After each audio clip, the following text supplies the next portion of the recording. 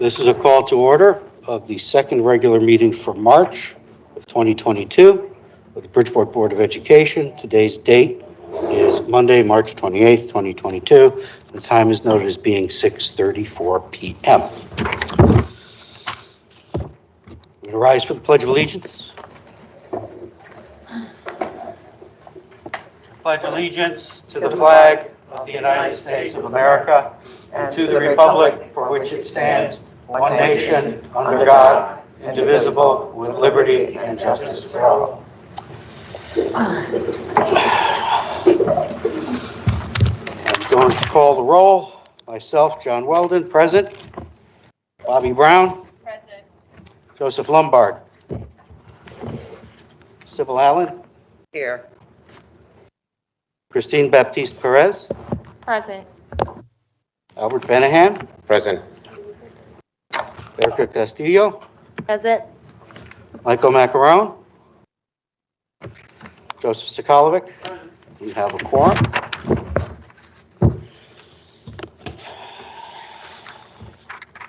Next is student representative reports. Do we have any student reps online? Yes. Okay. I am. All right. Do you have anything to report? If you do, we'll start on the end. Please state your name for the record. My name is Ruth Cruz. I'm from Bassick, and I currently don't have a student report. Okay. My name is Avery Fleckner. I'm from Fairchild Wheeler IT. All I have to report is we had a spring fling dance on Friday. It went a success. Okay, thank you. My name is Angel Serrano. I'm from Bridgeport Military Academy. I don't have much, but this Saturday, the NJROTC team, freshman color guard, won first play at Passaic High School up in New Jersey for a drill competition, as well as the expedition team, freshman, won third place. Okay, thank you. Who do we have online for student reps? I am. Central High School? Yeah. My name is Latoya Ferguson. I'm the Central High School representative. So what's been going on at Central is that since Women History Month have been coming to an end, the Girl Leadership Club have been, having presentation and which highlights and really educate females in our school about women history and just, making every woman empowerment basically. And then they've also been highlighting our women teacher and really empowering them also. And then March 23rd, we had our SAT test online, which went well. Yes, we did have a few hiccups, but that's normal. It's online. But overall, it went well. And then we had SEL projects where, words of affirmation basically was put up all over the school to really encourage and empower students as they go throughout the regular school day. And yeah, that's all. Thank you. Okay, thank you. Who else do we have?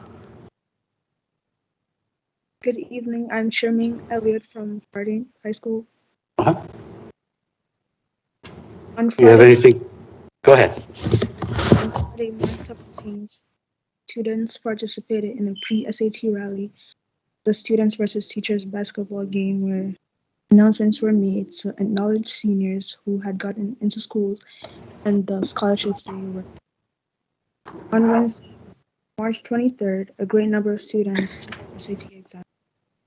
And now the student council is working together to create a spring spirit event. Thank you. Thank you. Is there one more?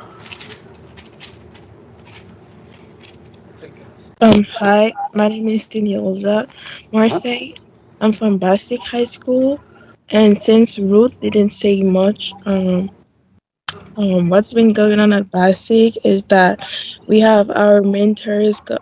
We have mentors coming to work with our students, and seniors are working towards completing FAFSA, and we still have the MyPA program going on with the reading and math initiative during period 3. And we have the NASA-funded STEM competition in a few weeks. That is coming up. Thank you. Okay, thank you. Are there any others? I can't see very well up there. That's it. That's it? Okay. Okay.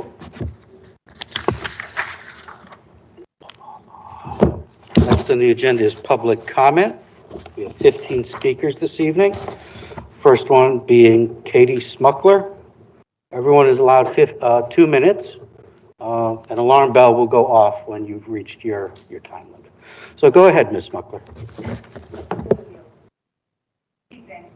My name is Katie Smuckler, and I teach 6th grade at Thomas. I'm here tonight to discuss our science teacher at Thomas Hooker, as well as the dozens of other vacancies across the district. We have not had a science teacher at Thomas Hooker for 2 years, which means that our current 8th graders, have not had a science instruction from a trained certified teacher since they were in 6th grade, which was a school year cut short when we shut down in March 2020. Our current 8th graders do not have the science education or knowledge necessary for them to be prepared for the high school classes. In some cases, students are not even eligible to apply for certain high schools because they didn't receive the proper science education in middle school. This is negatively affecting the future of our children. It's highly unfair, it's highly inequitable. There are dozens of these vacancies across the district and across the state. We know there's a huge teacher shortage, and we're not here today to talk about, creating a teacher out of thin air, but we do need to start talking about this. Schools are missing science teachers, math teachers, language arts teachers across the district, as well as other important personnel. The teacher shortage is real, widespread, and significantly impacting our students. And we need the BOE to be aware of this situation, and we need to continue to speak out about the situation, which is why we're here. We need to be vocal and loud about the fact that our children are not receiving the education that they're entitled to. Thousands of students across Bridgeport are not receiving state-mandated education, yet they are still expected to perform on state-mandated standardized tests. Something has to change. I don't know what the best solution is. I know that people have been working on this problem. I do know that we can't stay quiet about it. We need to start fighting for it more aggressively. We need to be talking about this as a district. And we are here today reaching out to our elected Board of Ed members to help us take a stand and fight for what our students deserve. Thank you. Thank you, Ms. Smuckler.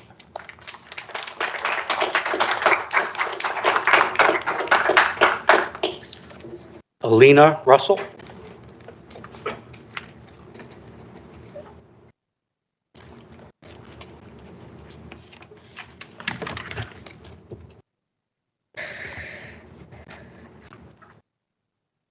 Hi, my name is Elena Russell, and I'm a 7th grade student at Thomas Hooker School.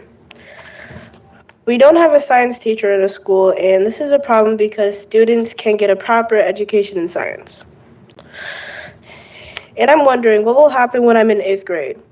Will I have a science teacher, and will I be prepared for high school science? Will I be prepared to take NGSS in 8th grade? I want to be able to have a science education that my peers in other districts have. Thank you. Thank you, Ms. Russell. Coach Jamar Brown.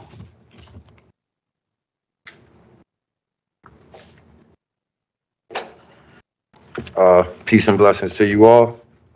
Be short and sweet. Coach Clayton Wilson back there told me to come and just speak on some information he was able to test scores, students not having teachers for 2 years. I told him, I've been around for almost 20 years, so I'm used to it. So I'm talking more of the stigma that prep and college coaches have for Bridgeport. They don't recruit our kids because they automatically assume the grades are not even good. So I want to know, how can we get the process of student athlete actually being student athlete? Because it says every day, every kid, every day. We got to start showing that. So if it takes me to come into school and volunteer to maybe give them some type of inspiration, I'm not a teacher, but if that's going to help the learning process, then we need to do that. And also for the parents that's here, I want to let you know this. Parents, you are the first teachers. They're only the aid that helps with your teaching, and your parents, we are the first teachers. We have to remember that. So I'll end by saying, I'm in a different spirit when I first came in. So I want to send everybody blessings. Obviously, as you know you're going to always see me, but Mr. Clayton Wilson definitely is on a mission, and I support him 110%. Thank you. Thank you, Mr. Brown. You're welcome. Thank you. Wendy Martindale.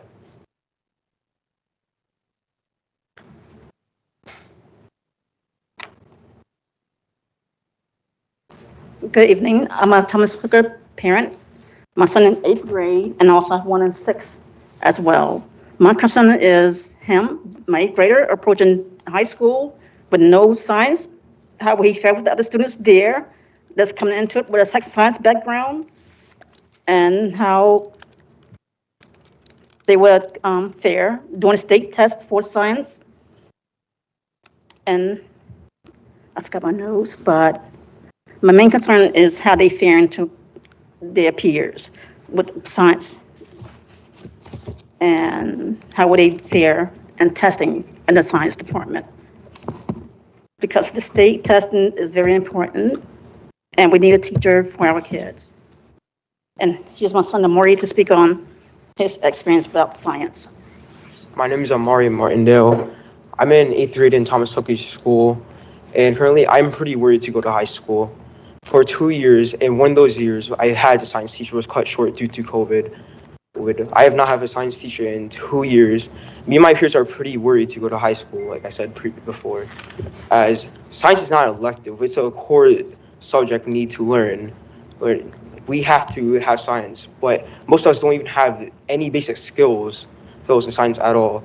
One of my friends who transferred to a different school for a science teacher talked about how they have a science teacher, and they're learning a lot of new things that most of us hadn't even heard of once in our lives, the lack of a science teacher at a school. I'm pretty worried for the newer kids, because it doesn't seem at the rate things have been going this whole year. Teachers have been promising we might get a science teacher, but we're currently in almost not the 3rd quarter, and no one has had one. My little brother, who's in 6th grade, who's going to have a science class next year, won't have a teacher, and will be struggling with science as we have no teacher at all for the subject. Thank you.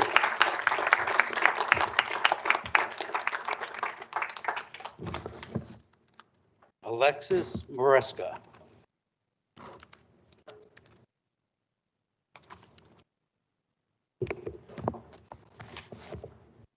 Hi, everyone. Thank you for your time. My name is Alexis Moreska. I'm a food corps service member in the city of Bridgeport, and I'm here to support my colleagues at Thomas Hooker in advocating for a science teacher for the community. I teach a lot of science-related classes with my students. We do food, nutrition, gardening, bees, natural systems, etc. And they're super, super excited and super, super passionate about it. They want to learn more, and I personally don't have the knowledge to teach them more, nor do a lot of the teachers at Thomas Hooker who are not science-specific teachers. The teachers at Thomas Hooker are incredibly overwhelmed and overworked, as every teacher is, and they don't have the time to develop as in-depth science lessons as a designated science teacher would. And it's our job, as I'm sure you know, to support our students and create a school space in which students can thrive in every single subject. And that's just not the case right now, and it's just really not okay. Students are missing out on vital learning experiences, and we need to do something about it.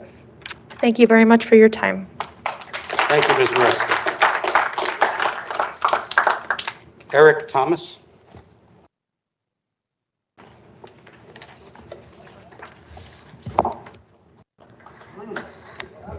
Good evening, Mr. Testani and members of the board. My name is Eric Thomas. I'm a social studies teacher at the Information Technology and Software Engineering High School at the Fairchild Wheeler Magnet campus. I've been asked by my colleagues, several of whom are with me here today, to address the board on their behalf. On Monday, March 14th, the faculty at our school walked in and found that our principal, Beth Fenari, was not present. At the end of the day, we were informally notified that our principal would not be on campus for the week. This notification came at the end of the day from Mrs. Sean Smith, who is acting as substitute principal. She informed the faculty through email that she was asked by Superintendent Testani to cover the duties of Ms. Fernari for the week of March 14th to March 18th. No reason was given. This notification came late in the day after Ms. Smith had been seen by many faculty and students coming into classrooms to observe goings-on, causing confusions and questions to arise as to who she was and what she was doing on campus. Aside from that single end-of-day email from Ms. Smith, there has been no further communication, formal or informal, in regards to the status of our administrative team at the Information Technology School. As of today, there has still been no communication, and we still have substitute principals on our campus. Several of our faculty members have expressed confusion and discomfort with the complete lack of communication and the uncertainty of what's going on with this situation. Our students as well have begun to show concern and confusion due to her lack of presence on campus. The inability of faculty to provide the students with any type of explanation for her continued absence has led to speculation and rumor to spread among students, causing anxiety among many. I would not be exaggerating to say that Ms. Beth Fernari is an extraordinary leader whom all members of our faculty and all our students respect. It is her passion and drive for our students and their education that encourages and motivates us to be the best educators we can be. It is our hope that she will be brought back into her duties at the IT high school without delay. Thank you.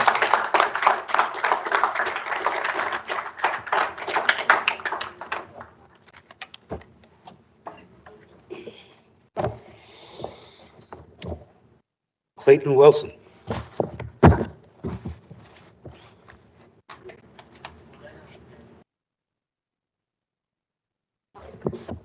How y'all doing? I'm Clayton Wilson.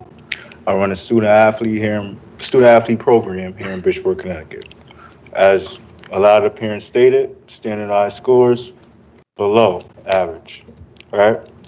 Testani, you was my basketball coach, assistant principal. You took education serious then. I don't understand what's happening now. I got players, coaches looking at them, can't even go. Can't even send them a transcript. Scores. We got 8th grade players, told me they took a test last week. Coach, I know I'm failing. I know I'm gonna fail this test. Not prepared. We haven't had a math teacher all year. My last question to you is, what are the academic requirements for the student athletes in the city? Because 8th grade, you can have all Fs and play. I couldn't do that in 8th grade when you was a coach. Let's get on this, because I'll be back. Thank you, Mr. Wilson. Tony Barr. Tony Barr. Clyde Nichols. Clyde Nichols. Joseph Zikolovic.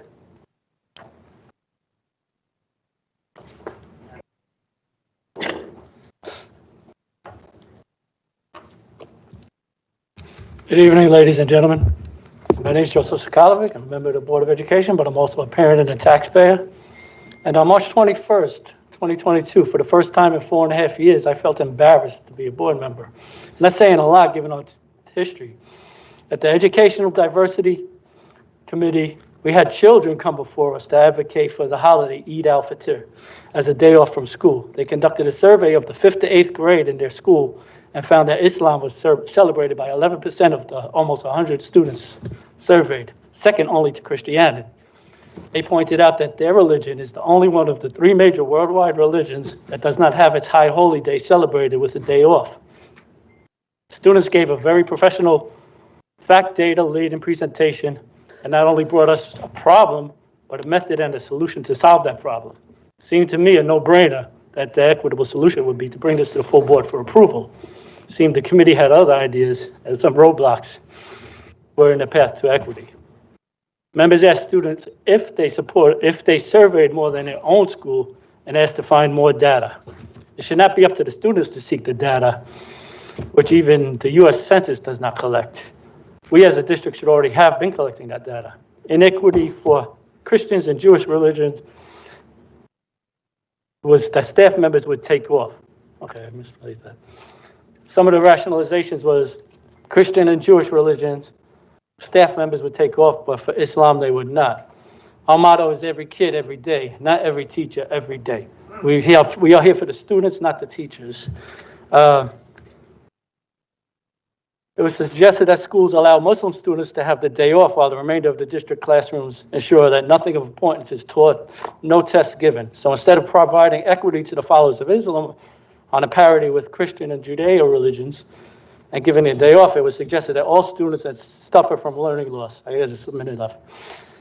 There were other comments that if we give the holiday to one group in the name of equity and force 90% of our students to go home that don't celebrate the holiday, other groups that poke their head up will be given the same.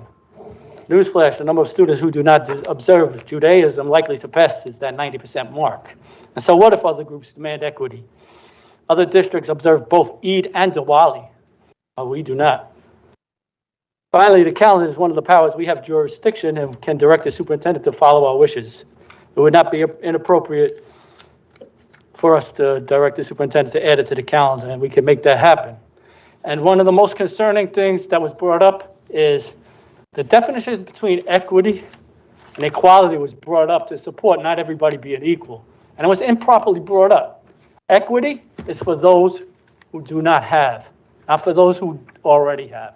They're not seeking equality, they're seeking equity. They're seeking one day while others got 3. Thank you.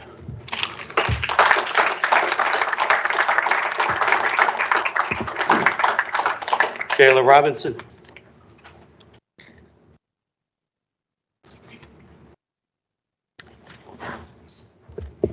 Hi, I'm Shayla Robinson. I am a PAC president at Howland School, but I also have a child at Central. And today I came here because I sat in on several PPTs. Parents reached out to me via Facebook for support because I've been, involved. I've ran for the Board of Education, and they just needed guidance. One of these PPTs literally brought me to tears. It was for a child who is in the 4th grade, who has a math level of a 1st grader. That's not the sad part. The sad part is the school is not doing anything to get him on level. Instead, they are giving him work on his level. He sits in a 4th grade classroom with his children his age, and there are 28 students in the class. While 27 kids are doing 4th grade math, he is given packets on a 1st grade level. That is not fair. We are failing that child. And then I come here today, and I am completely overwhelmed hearing that the school does not have a science teacher. But we will wait until the city council meeting, and you will ask us parents to fight for you to get money from the state, but we have to sit here and allow our kids to fail in the 4th grade, to go through 7th and 8th grade without a science teacher, to have faculty without a principal. We are failing our kids. And when they get to this age, and we want them to study for the SATs, we want them to go off to A1 colleges, we already failed them at the 4th grade level. We have to do better. Thank you, Ms. Robinson. Apologize if I don't get this name right. I'm having a little difficulty reading it. Jean Algierglio. Please correct me if I'm wrong. Algierglio. Close. Can I take this off so you can hear me? I'm here as a parent of a Fairchild Wheeler senior to tell you how Beth Finari has changed my son's life. I met her 3 summers ago when I brought my formerly bullied school avoidance son to Tor Fairchild as a second chance for him. It was summertime, yet she took 2 hours to put all my mama bear worries at ease. She then gave him a tour of the school, showing him all the amazing things, especially that all the black room and everything else, that he would get, and ensuring him that she would be with him every single step of the way. She has done that these past 3 years, and his life has changed immensely. Within a month, she had him involved in her kindness club, giving tours at open house and giving presentations, something he would have avoided in the past. Gone was his school avoidance, and it was replaced with a true love of his new home. She gave him confidence when he had none and provided the support he needed to feel safe, wanted, respected, and appreciated. He is just one of her, quote, kids that she loves as her own. She always wants the best for the kids and works endlessly to obtain grants to fund new classes and programs. She started the Genius Bar there, and my son was one of the first students of the class. He was able to take cybersecurity because of her grant. Instead of spending his last few months with his favorite administrator, he was left in the dark about her absence. There hasn't been any communication at all to students or parents, leaving us to wonder what happened. The only way I knew she was out was because my son wondering what happened to her and the lack of her special Friday night lights that she always sends. One of her many ways she shows her pride in her kids. He has been blessed to be part of Fairchild, and Beth's impact will never be forgotten. He'll be graduating in a few months and moving on to college, something we were afraid might never happen. We owe a tremendous gratitude to Beth for changing my son's life, and she needs to return to her kids immediately. Thank you.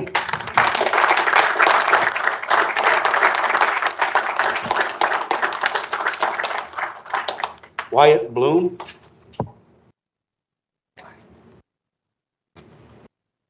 I'm a student from Fairchild Wheeler IT Magnet School. I'm here to address the concern that we have as students that we're not told any reason we have not had a principal for the past week. Most students didn't even see a full announcement, have heard through other students that she's been absent for this week. We've just seen the principal roaming the halls. Like I said, no reason has been told for not having the principal. We have all just had to carry on with the day-to-day with the substitute principal that has not really shown more than other just popping into classrooms, and Dr. Black, the superintendent, walking around supervising and taking part of her role. Thank you.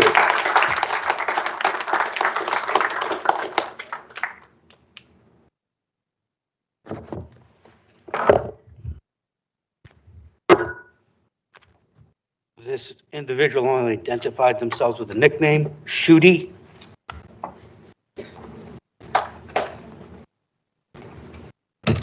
Hello everyone, thank you for your time.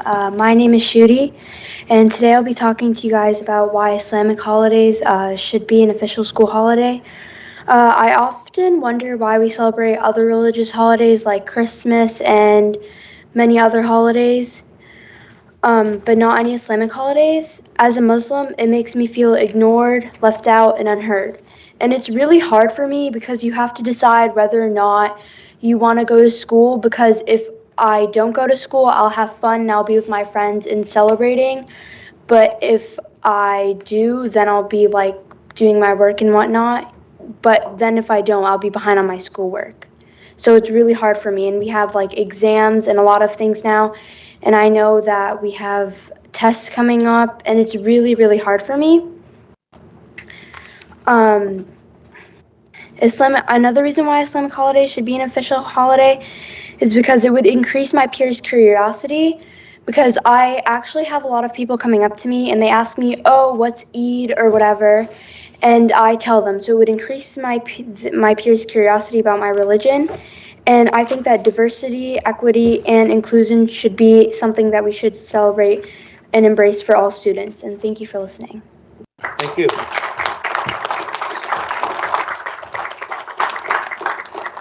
Our 15th and final speaker is Gladys Walker-Jones.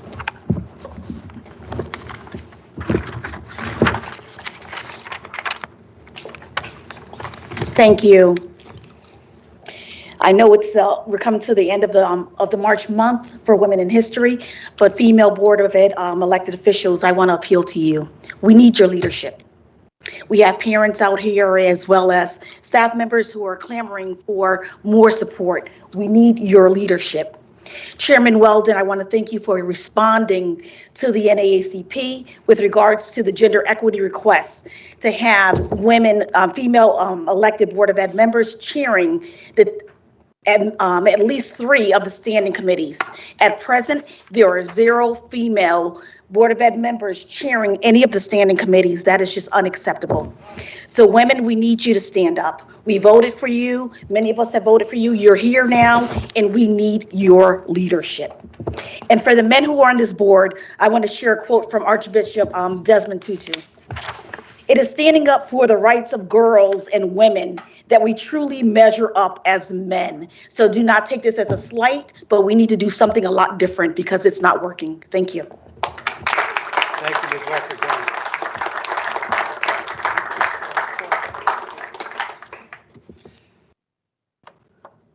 Ms. Allen notes that you were her 4th grade student. She remembers you well. Okay. All right, that concludes public comment. We're going to move on to the approval of board minutes. There's only one to approve, March 14th, regular public meeting. Is there a motion to approve? So moved. So moved. By Ms. Allen. Is there a second? Second. Second by Mr. Benahan. Are there any comments, edits to be had for these minutes? I have some. Ms. Baptiste Perez, go ahead. I want to take credit for the questions I did ask regarding the COVID mandate. So on page 9 of the notes, the second full paragraph in response to question by Ms. Baptiste Perez. And the third full paragraph in response to question by Ms. Baptiste Perez. In response to the last paragraph on page 9, the last paragraph on page 9 is in response to question by Ms. Baptiste Perez. Okay. On page 10, again, first full paragraph in response to question by Ms. Baptiste Perez. Second paragraph in response to question by Ms. Baptiste Perez. Third paragraph in response to question by Ms. Baptiste Perez. Fifth paragraph in response to question by Ms. Baptiste Perez. Page 11, last paragraph in response to question by Ms. Baptiste Perez. Let the record reflect who was asking questions pertaining to that meeting. Thank you. Okay. Did you get all that, Mr. McLeod? Thank you. Are there any further edits? Okay. Is there a motion to approve with the edits as noted by Ms. Baptiste Perez? Moved by Mr. Benahan, second by Ms. Allen. All in favor? Aye. Any opposed? Any abstentions? Chairman's report. I'm going to remark on the testimony of Ms. Gladys Walker-Jones. I've taken her comments to heart, and I want to explain some things that I actually conveyed to the NAACP to clarify. At the beginning of every cycle, I have at least reached out to board members about what committees they want to serve on, and if they have interest in chairing any committees. And I rely on them to tell me what it is that they feel comfortable doing based on a number of factors: how new they are, what their outside activity workload looks like, if they feel they have the capacity to do certain things, and the like. So I do not unilaterally, just on my own, appoint committee chairs or committee members. I solicit everyone's input, and I try to place everybody as close to what their requests are.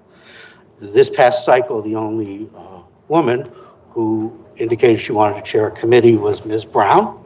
But since this past December, a couple of days ago, I've inquired of Ms. Castillo and Ms. Baptiste Perez. Ms. Baptiste Perez has indicated she has an interest in chairing the Teaching and Learning Committee. So effective immediately, I'm going to remove Mr. Zikolovic as chair. He's in agreement with that. And we're going to place Ms. Baptiste Perez as the chair of that committee. Mr. Zikolovic, I would hope you would kind of coordinate with Ms. Baptiste Perez on the nuances of chairing, like how far in advance you submit a notice and all that stuff, the little things like that. And then Ms. Baptiste Perez will carry on that assignment for the balance of the year. And I would ask that if any other people here, male or female, has an interest in sharing something in particular, it doesn't matter that we're 2-3 months into the year, please let me know. I'm happy to make an accommodation if somebody feels they're willing to do that. So that assignment has been made. Do you have any questions? Are you good? No, I don't have any questions. I would like to say that when it came to selecting committees, it was not clear to me whether the committees that I selected that I would be on, I had to initially disclose I wanted to chair it. And so, but now I know, Okay, yeah. and it's on the record. Well, if you look back at the email, the original email, it is stated. I'll check. Okay. Committee reports and referrals, ad hoc district-wide branding initiative. Thank you, Mr. Chair. We met last month and we had an opportunity to review our, we had not a lot of agenda items, but one was reviewing the togetherness of our district logo that we're working on. And we also had an opportunity to see our LEAP logo, our LEAP billboards that were presented. So I want to give a huge shout out to Ms. Carly Reyes and her team. And then also to our team that's helping us construct our district-wide logo for our school. Our next, not for the school, for the district. Our next meeting will be April 13th at 6:30 p.m. And I believe we're going to be on Teams. So yeah, that will be our next meeting. Okay. Any referrals? Contracts Committee has not met in the interim. Are there any referrals? I have something, Mr. Chair. Okay. And I don't know if it's belong in, contract committee. Do we need to update the board education bylaws? The bylaws, the way we have. They have to be, it's in your committee or it's another committee? That's another committee. Sorry? That's governance. Governance? Okay, so I'm gonna put it away for governance. Educational diversity, equity, and inclusion. Mr. Zikolovic. Yes, the Educational Diversity and Inclusion Committee met on the 21st, and we discussed adding Eid al-Fitr to the calendar and tried to push it to the full board. The motion failed. We did, in fact, we're going to have the students come back next week. The next meeting will be on Monday, and hopefully they can plug any holes that were found, and we could get this to the full board for approval and give our students equity. Thank you. Any referrals? May I ask if you have had a conversation, Mr. Zikolovic, if you had a conversation with Mr. Testani about producing numbers, because that wasn't necessarily asked of the students.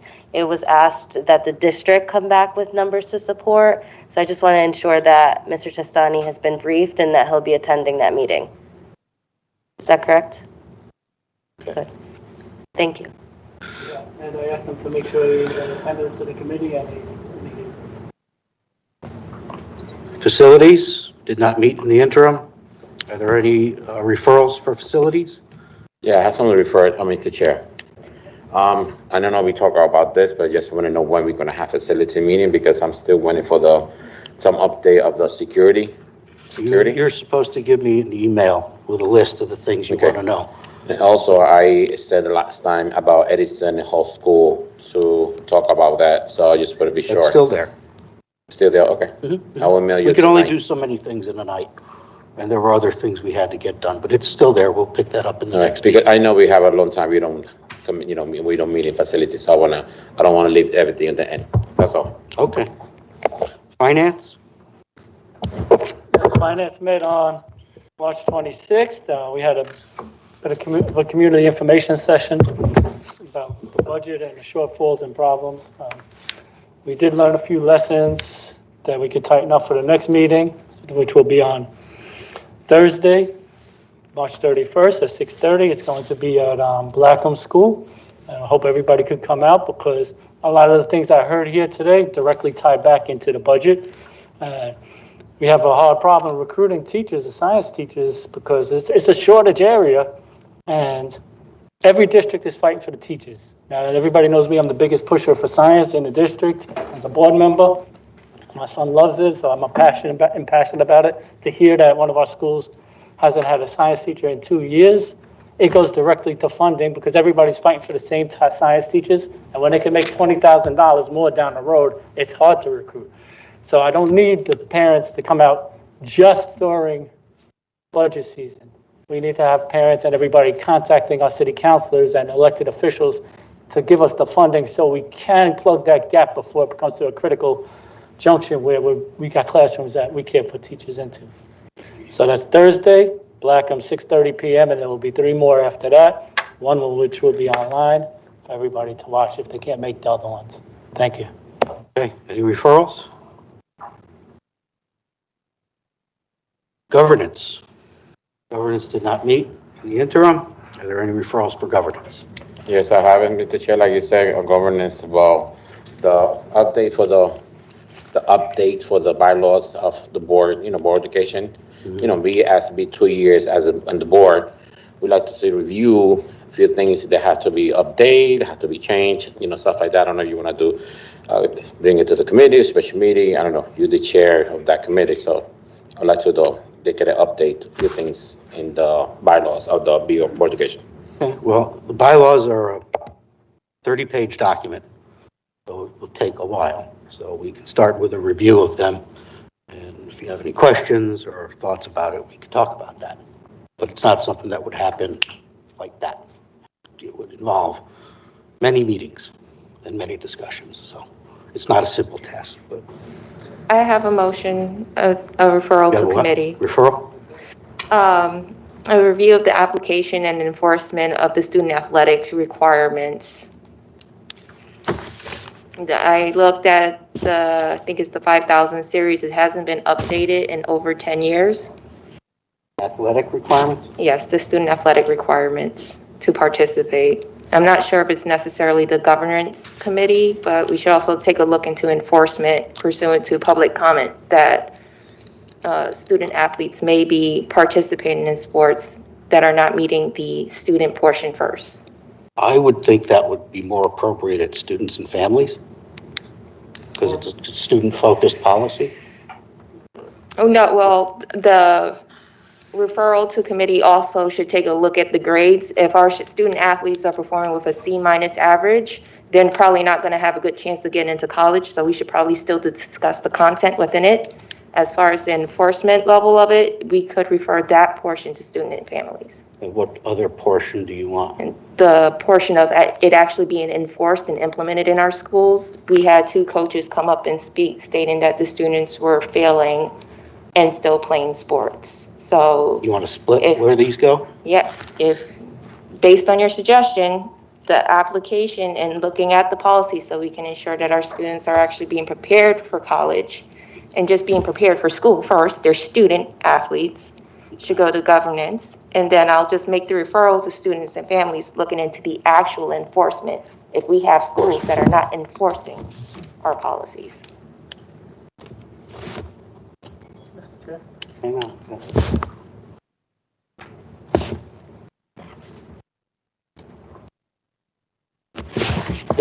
Yeah. So my opinion, that'd probably be better towards teaching and learning because it's so intertwined with grades and such. And if the grading policy is too weak for coaching, it could be adjusted there. And if it's not being enforced, it could also be addressed there. I think it's probably best on teaching and learning, but that's just my opinion. I don't know if you agree with that. Well, it's her referral, so right. I'm going to defer to her. I will refer it to teaching and learning. All of it, or the enforcement portion. the enforcement, and then the actual policy? It's The actual the review. requirements. Yeah, the review of the To 10-year-old requirements should go to governance to change the language. Okay, so we'll leave it. Mr. Chair, I know you were telling me about something. I didn't understand very clear. The only thing I heard was the 30-page in your finger. Something the math is difficult for me to understand about the Bylaws are an extensive 30-page document that have legal ramifications. If you're going to go through this document, it's not something that's going to happen in one meeting. No. You should anticipate that this may take many, many, many meetings. But we can do that. I just don't want you to have unreasonable expectations. No, I understand that It's will 30 take time. pages long. I really understand that, but be there here almost 2 years as a board, I believe they need to do some review, that's all. Okay. Thank you. I'm also going to refer to governance, a review of our field trip policies.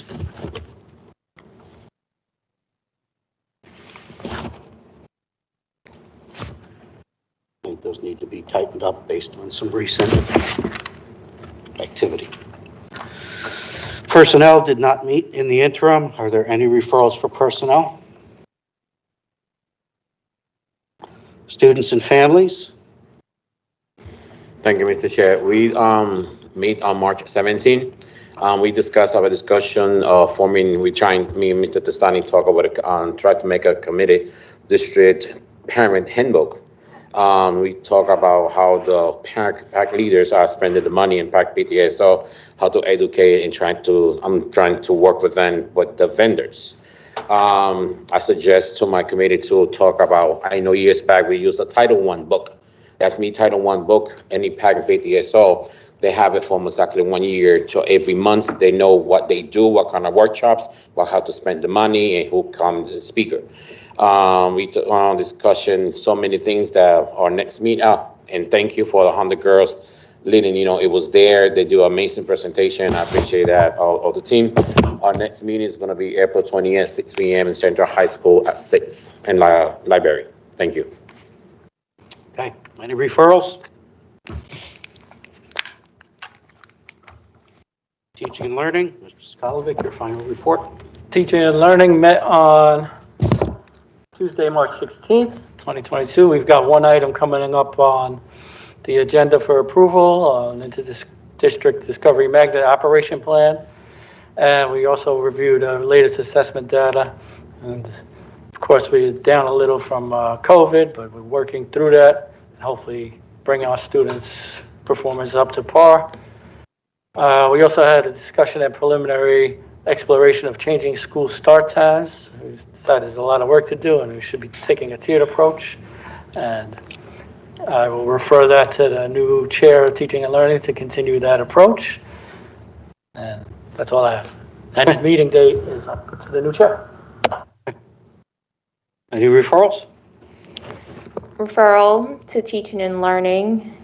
A review of the enforcement of the student athletic policy at the middle school and high school levels. Okay. Superintendent's report.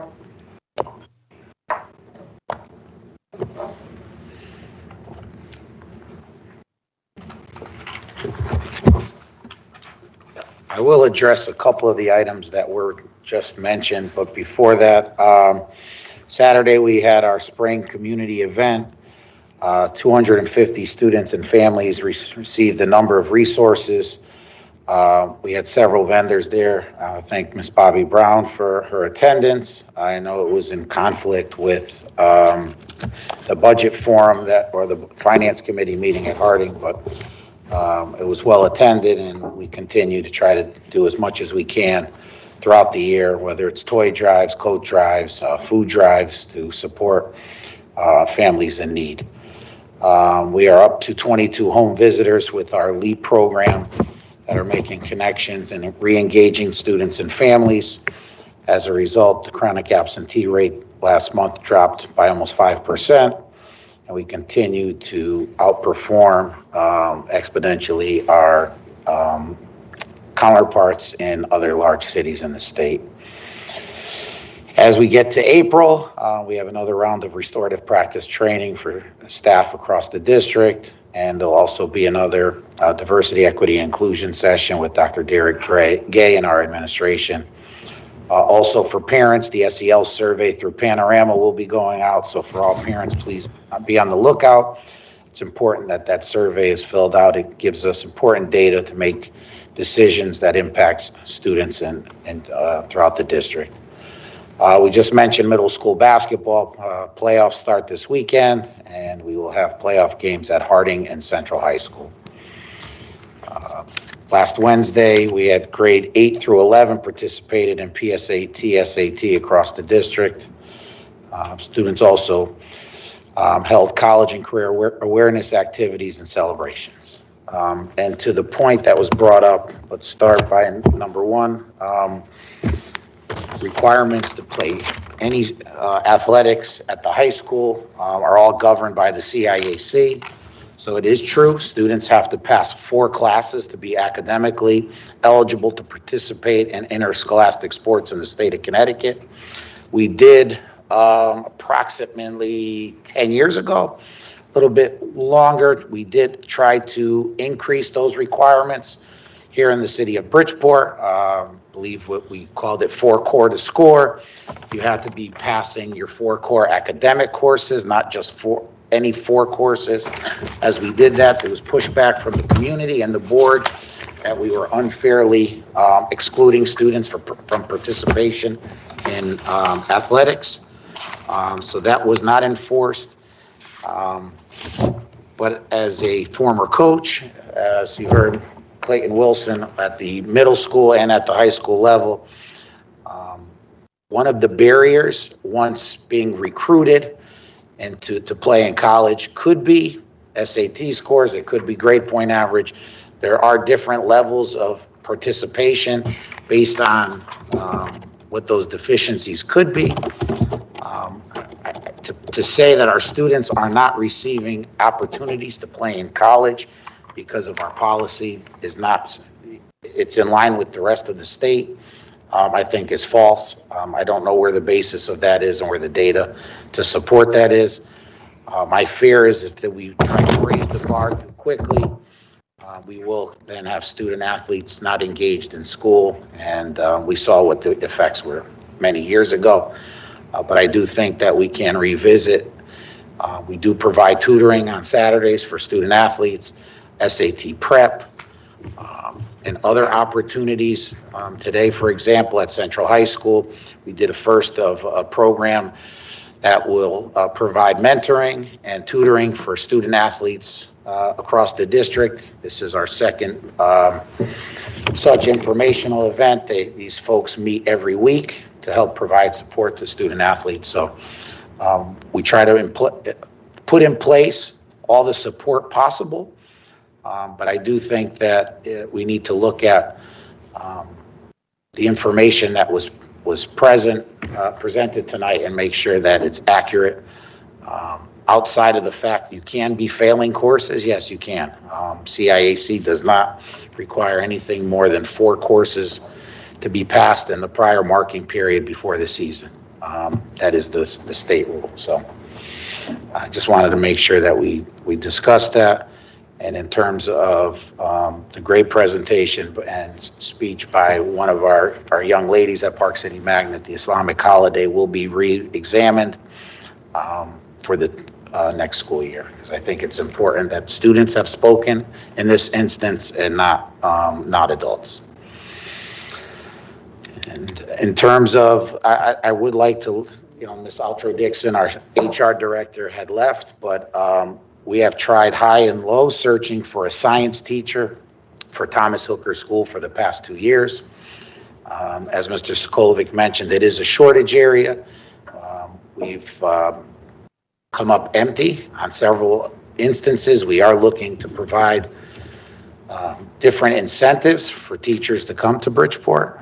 As we've talked about in the past, we do not have a competitive salary schedule compared to neighboring districts, which makes it difficult. Cannot just simply reassign a teacher from the high school to the middle school. I don't think that's going to be very productive in retention. Many of our science teachers would prefer teaching at the high school level than the middle school level, which also becomes challenging. But we continue to look. We've searched every outlet.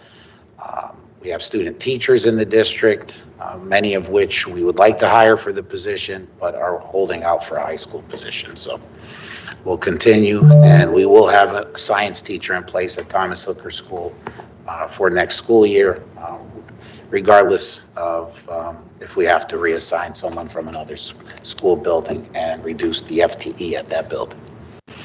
And that concludes the report today. Any questions? Okay. Next item is discussion and possible approval of healthy food certifications for school years 22-23.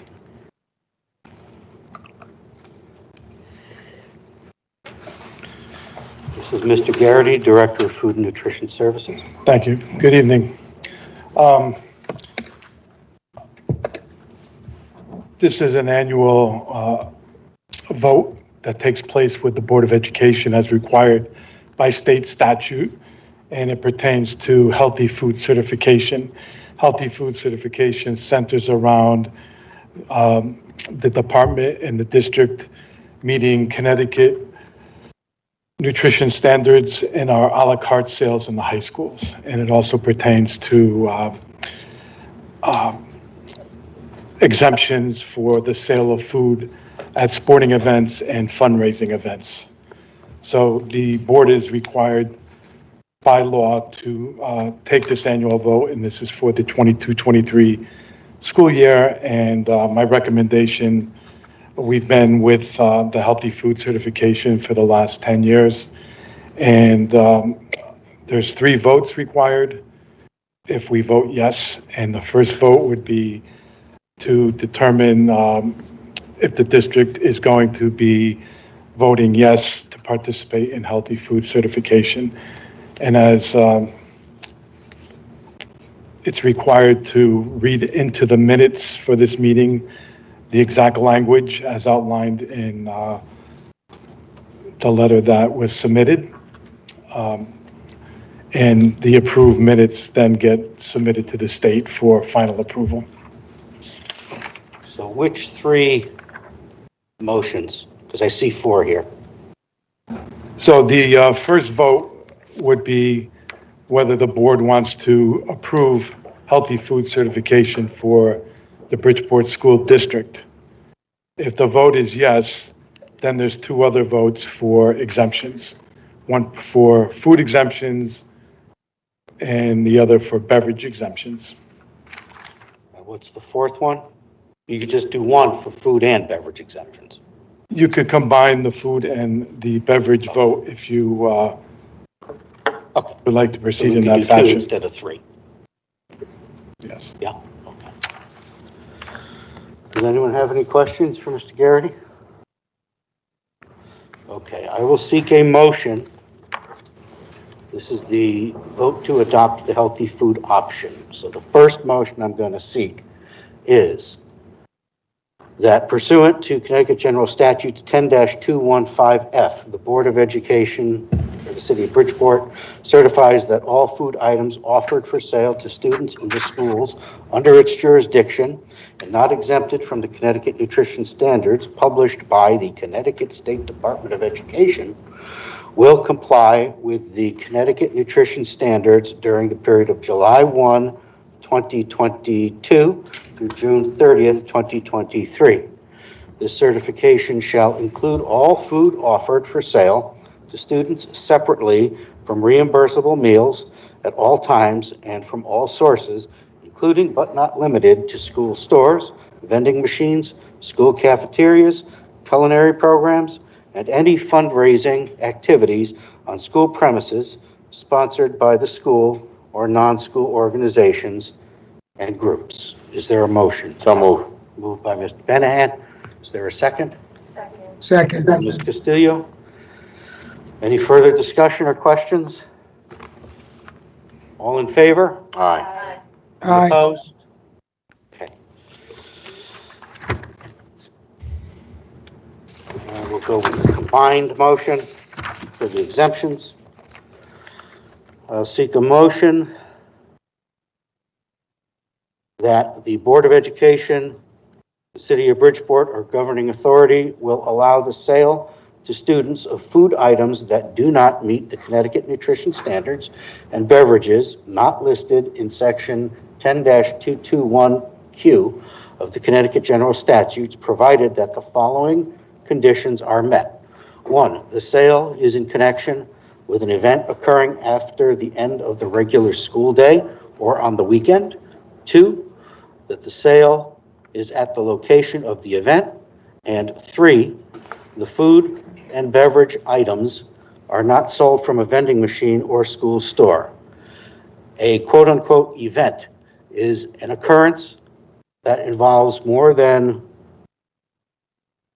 just a regularly scheduled practice, meeting, or extracurricular activity. For example, soccer games, school plays, and interscholastic debates are events, but soccer practices, play rehearsals, and debate team meetings are not. The quote, regular school day, unquote, is the period from midnight before to 30 minutes after the end of the official school day. Quote, location, unquote, means where the event is being held. Somebody want to make that motion? So move. Moved by Mr. Benahan. Is there a second? Second. Second by Ms. Allen. All in favor? Aye. Any opposed? Okay. You're set for another year. And there needs to be a vote on the beverage. We combined them. We combined the food and the You beverage. did combine, okay. Yeah. I'm sorry, I missed that. That's okay. Thank you very much. Thank you. Welcome. Mr. Chair, just for the record, do you recognize Mr. Mike Macaroni was here?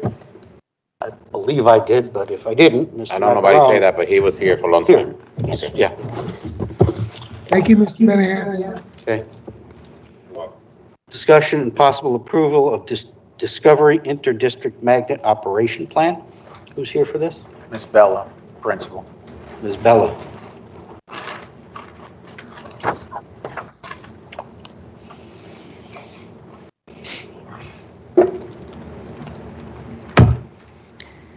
Good evening. My name is Sangeeta Bella, the principal at Discovery Magnet School. Today I want to present to you our operations plan that we have been working for the last year and a half. Every 10-year magnet plans need to be resubmitted. And so we've been working with Kelly Merrow at the State Department. So we've been working on the state provided template that asks for specifics that include, but it's not limited to, school design, school enrollment, composition and capacity, academic programs, student support, school culture and climate, organizational structure, program effectiveness, and community partnership, to name a few. So Discovery Magnet, as you know, is a pre-K through 8 interdistrict public magnet school. I do have copies of the plan in its entirety. I did present it to Teaching and Learning. I can leave it for you guys, so if you want to see that. So again, it is a pre-K through 8 interdistrict public school. Discovery students population is comprised of urban and suburban students, as you know, with diverse background. Bridgeport comprises of 70% of population, and suburban districts of students residing in the surrounding towns of Easton, Fairfield, Milford, Monroe, Shelton, Stratford, and Trumbull accounts for 30% of the population. So academic and SEL program, in addition to the Common Core state standards and NGSS, our philosophy is to educate the whole child. Our long-term educational goal is to promote and create an environment that encourages students to take risks and become self-motivated lifelong learners. Our motto is Discovery School, where ideas matter. It is to promote our STEM education. Of course, you know, we are talking about ruler restorative practices, and this year we have been implementing Move This World to build school culture and climate. Just wanted to give you a little highlight of what is happening at Discovery in the last 10 years. Of course, the biggest thing is we have built community partners that support our students to have not only educational experiences, including field trips, but also hands-on learning experiences. Partners such as the Adventure Park, Beardsley Zoo, Discovery Museum, now SHU Science Center, Fairfield Audubon Society, the Maritime Aquarium, Sacred Heart University, to name a few. Student programs, activities, and events. In addition to academics and SEL, we do have Lighthouse, we do before and after school program. Extracurricular activities includes cooking, nature club, gardening, math and debate teams, spelling bee, writing, newspaper, and robotics. Student organizations such as Student Council and National Junior Honor Society is established at Discovery as well. With the STEM theme, we are a big proponent of science fair. All our students in pre-K through 8 participate in some kind of science activity. 3, 5, and 7 grades, they participate in science fair, and in 2, 4, 6, and 8, they participate in Connecticut Invention Convention. Parent engagement is a big part of discovery. Family is huge, and the community, we have built up relationship. Parents have provided numerous opportunities to be part of the school and their child's education. Discovery's School Governance Council is comprised of teachers, community members, and parents, and we do have a big PAC presence, and even after the pandemic, we do have a big support from the families. So today what I'm looking for is for the board to approve the Discovery's plan in its entirety as presented to you today. Does anyone have any questions for Ms. Bella? I have a question, Mr. Chair. Mr. Benahan? For how many years is going to be the plan? The plan, so what happens is in the last 10 years, the plan is for the next 10 years, but every 5 years they'll ask for a little revision, but not the plan itself. They might ask for a little piece of it, the operations, they can ask for academics if there are any changes, but every 10 years you have to do the plan in its entirety. Thank you. No more question. Anyone else? Is there a motion to approve the plan as presented by Ms. Bella? So move. By Mr. Benahan? Second. Second by Ms. Allen. All in favor? Aye. Aye. Opposed? Any abstentions? Thank you, Ms. Bella. Thank you. Have a good evening. You too. Second read, discussion and possible approval of revised policy regarding public comment. This is the second read. It is the same as was presented at the last meeting 2 weeks ago. Are there any questions or revisions? I have a revision. You have section 2A, subsection 6. Sorry, say it again. Section 2A, so public address, A, regular meetings, subsection 6. The last paragraph of that first page, it states, the board will not permit abusive remarks from any member of the public, nor will the board receive any demands for specific disciplinary actions to be taken against any named personnel. Anyone who has a complaint or grievance regarding a specific employee may take the matter up with superintendent so that the proper and applicable procedures may be followed. I'd like to amend that sentence. Which sentence? That the board will not permit abusive remarks or any member of the public. The remainder of that sentence, I would like it to be striked at the comma nor, and then the following sentence to be deleted. So the amendment is to stop and say, it says the board will not permit any abusive remarks from any member of the public. If anyone violates this policy, their privilege to address the Board of Education may be suspended. Can you clarify exactly? So you want to, I think, Go ahead, yeah. so you want, do you have this in front of you, Mr. Macaron? I do. So towards the bottom of the first page, It says. let me finish. Towards the bottom of the first page, number 6, do you see that? Oh, yeah, no, I was just Oh, questioning. okay. So you want the comment, you want it to end with a period at, the board will not permit abusive remarks from any member of the public, period. Yes. And then you want it to continue with just, if anyone violates this policy, their privilege to address the Board of Education may be suspended. And you want to completely strike, nor will the board receive any demands for specific disciplinary actions to be taken against any named personnel. Anyone who has a complaint or grievance regarding a specific employee may take the matter up with the superintendent so that the proper applicable procedures may be followed. You want that removed, that block removed. Yes. What does anyone think of that? I'll Discussion. second the discussion. So who- Okay, so Joe seconded her proposed revision, so we're discussing it now. Yeah, could you give it, Ms. Baptiste first, could you give your rationale behind your suggestion? And so I consulted with the Connecticut Board of, the Connecticut Association of Boards of Education regarding this particular language, as well as a specific example we as a board faced. I think issues that occur, even if it's on the school level, parents will need an outlet to exercise their beliefs. It was in a previous meeting regarding a football coach at Hardin, where we had students, former students, alum, come out and talk about that particular principle. I think based off of my conversation with Cave, other school districts permit this type of speech regarding personnel and to keep them.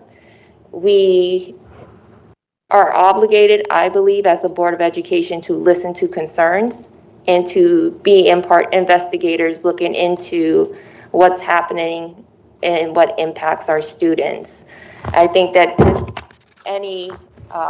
this language being taken out restricts the language of the largest district in Bridgeport for particular areas that will actually bring people out to a board meeting and provide them with the opportunity to meet with board members.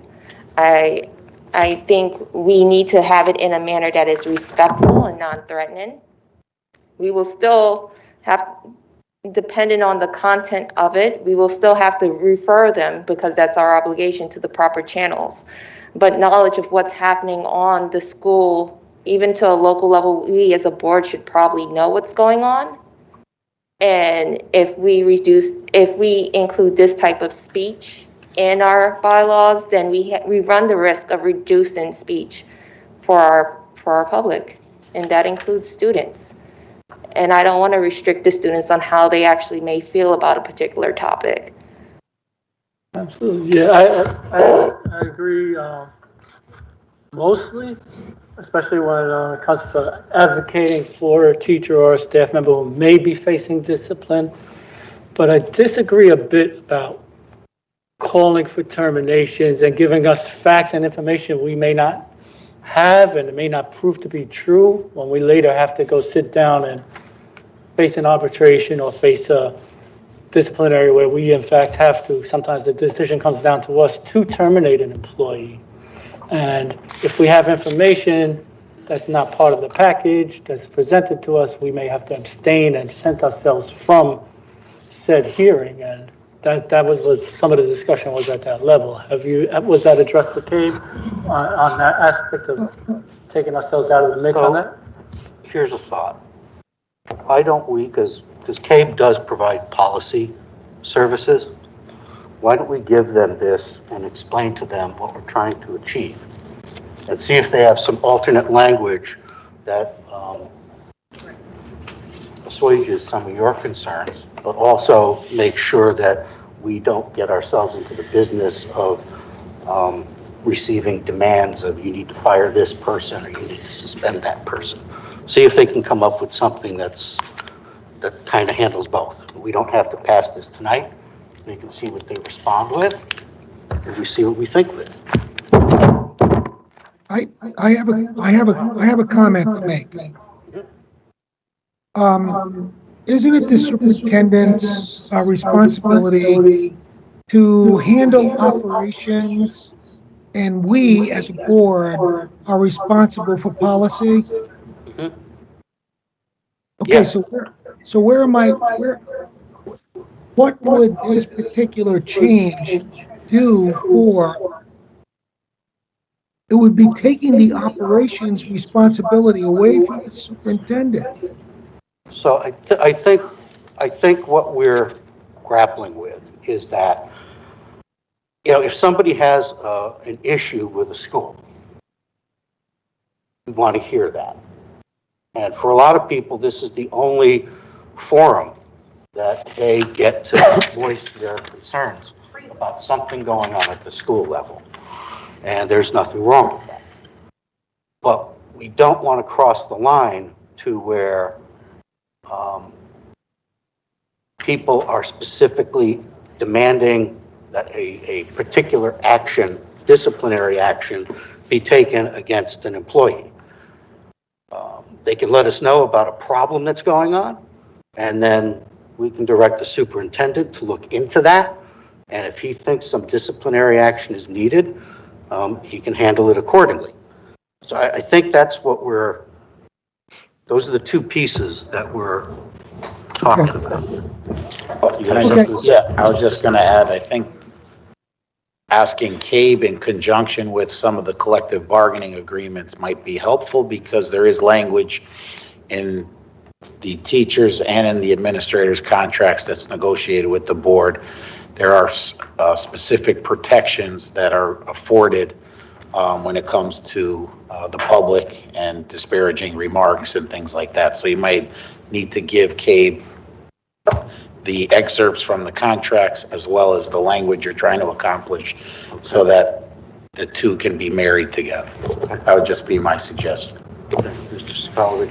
Yeah, Mr. Chair, if I might suggest Ms. Baptiste Perez withdraws her motion and I withdraw my second, and we could make a new motion to table this until we get further guidance from CABE. Agreeable? Could just motion to table my amendment until further, there's another procedural way to do it, but we could do it that way. Yeah, and if you want to do it again the next go around, you can always do it again. Motion's withdrawn. I withdraw my second. And so now it's a motion for referral to CABE for guidance, in particular to this particular, to section 2A6. 2A6. Is there a second? Second. Second by Mr. Penahan. All in favor? Aye. Any opposed? Okay. Last item on the agenda, second read, discussion and possible approval of revised policy regarding high school magnet entrance and performance expectations. Are there any revisions to this since the last go around? The only changes that we made, and we'll read again, is entrance requirements for 8th grade students to Central Magnet. I'll just read the changes that the policy has been amended to: a final grade of C+ or better in core academic subjects on grade 7th and 8th grade report cards. Student handbook and attendance must be aligned with Bridgeport Public School policy. SBAC scores within a minimum of 2 in reading and 2 in math, or an average score above the 25th percentile in reading and math on the district benchmark assessment administered in grade 8 for the magnet. Students who score in the top 10 percentile in the district assessment for the magnet will automatically be accepted to Central Magnet. Principal recommendation.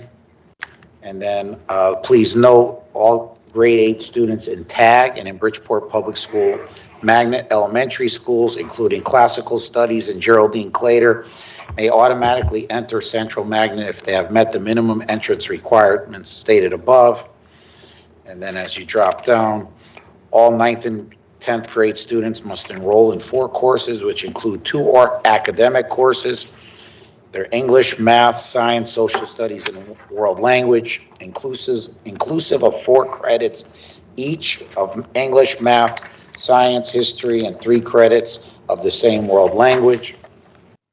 Students must pass a minimum of 3 courses per semester or placed on academic probation or reassigned to district schools. Students who fail 2 academic courses by the end of the school year will be deselected. That concludes the changes to the Central Magnet entrance requirements. Questions or comments? I have a question. It's a bit of a silly question, but core academic subjects in grades 7 and 8, that includes science, right? Your question again? That's going to include science. My concern, and I'll just get to the point of it, is we just had speakers in public comment discuss that for 2 years, students at Thomas Hooker School didn't have a science teacher. And if I want my child to go to Central Magnet, the fact that they don't is it's a double-edged sword. They don't have science. Can they attend Central Magnet? That's my thing. I'm putting myself in the shoes of a parent at a child at Hooker School. Can my child get into Central knowing that for 2 years they haven't had science? Well, Well, that's why in lieu of some of the things that you mentioned, the principal recommendation has been added. So that principal recommendation will be able to override any hardships, regardless of, in this situation, it happens to be a science teacher, but the SBAC scores are in reading and math.